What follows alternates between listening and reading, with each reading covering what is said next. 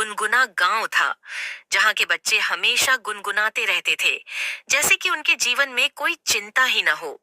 गांव के चारों ओर हरियाली फैली थी और एक नदी इस गांव को जीवन देती थी। गांव के लोग सादगी पसंद और मेहनती थे। उनका जीवन सीधे तौर पर प्रकृति से जुड़ा हुआ था। गुनगुना गांव के लोग अपने साधारण जीवन में खुश थे और उनकी खुशी की सबसे बड़ी वजह थी उनके बच्चों की मासूमियत और उनकी शरारतें। इस गांव में चार दोस्त रहते थे, रमेश, सुरेश, गीता और मीना। चारों की उम्र 10 से 12 साल के बीच थी और वे हमेशा साथ रहते थे। गांव की गलियों में दौड़ते, खेतों में खेलते और नदी के किनारे बैठकर कहानियां सुनते हुए उनका समय बीतता था।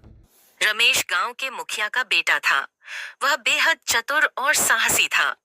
रमेश हमेशा नई नई चीजों को जानने की कोशिश करता रहता था और अपने दोस्तों के लिए भी नए रोमांच ढूंढता था। उसकी आंखों में हमेशा एक चमक रहती थी, जैसे वह हमेशा किसी नई खोज की तलाश में हो। सुरेश एक किसान का बेटा था। वह शांत और समझदार था। सुरेश को प्रकृति से बेहद लगाव था। उसे पेड़ पौधों और जानवरों के बारे में जानने का बहुत शौक था। वह हमेशा अपने साथ एक छोटी सी नोटबुक रखता था, जिसमें वह अपने अवलोकन और विचार लिखता रहता था। गीता गांव के शिक्षक की बेटी थी। वह बहुत होशियार और कल्पनाशील थी। गीता को कहानियां लिखना और पढ़ना बहुत पसंद था। वह अपने दोस्तों को नई नई कहानियां सुनाकर उन्हें मंत्रमुग्ध कर देती थी। उसकी कल्पनाशीलता और कहानी कहने की कला ने उसे गांव के बच्चों में बहुत लोकप्रिय बना दिया था। गीता गांव के मीना एक बुनकर की बेटी थी। वह बेहद नटखट और खुश मिजाज थी। मीना को गाने और नाचने का शौक था। वह हर मौके पर अपने दोस्तों को हंसाने और खुश रखने का प्रयास करती रहती थी। उसकी मुस्कान और चंचलता सभी का मन मोह लेती थी। एक दिन चारों दोस्तों ने तय किया कि वे गांव के पास वाले जंगल की सैर पर जाएंगे। वे जंगल के बारे में हमेशा कहानियों में सुनते थे, लेकिन कभी वहां गए नहीं थे। चारों ने अपने अपने घर से खाना और पानी लेकर सुबह सुबह निकलने का निर्णय लिया। जंगल में प्रवेश करते ही बच्चों ने देखा कि वहां कितनी सुंदरता और शांति थी। पेड़ पौधों की हरितिमा और पक्षियों का चहचहाना मन मोह लेता है। बच्चों ने महसूस किया कि वे किसी जादुई दुनिया में आ गए हैं, जहां हर चीज में एक अनोखी बात थी। बीच में उन्हें एक पुराना और सुनसान मंदिर मिला। रमेश ने कहा, चलो इसे देखते हैं।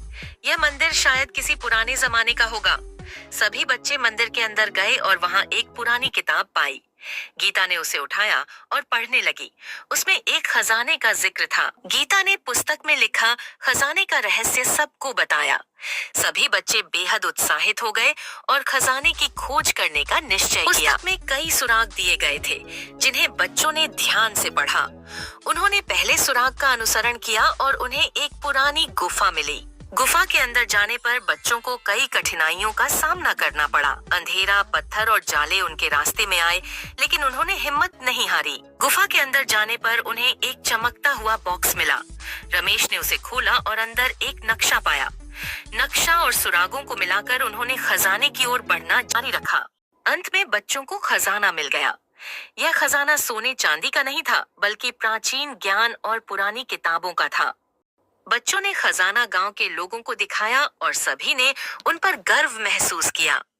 गीता की कल्पनाशीलता, रमेश की साहसिकता, सुरेश की समझदारी और मीना की खुशमिजाजी ने मिलकर गांव को एक नई दिशा दी। और ज्ञान की मदद से गांव ने अपनी खेती, शिक्षा और जीवन स्तर को बेहतर बनाया। गांव के बच्चे भी इससे प्रेरणा लेकर अपने भविष्य को संवारने लगे।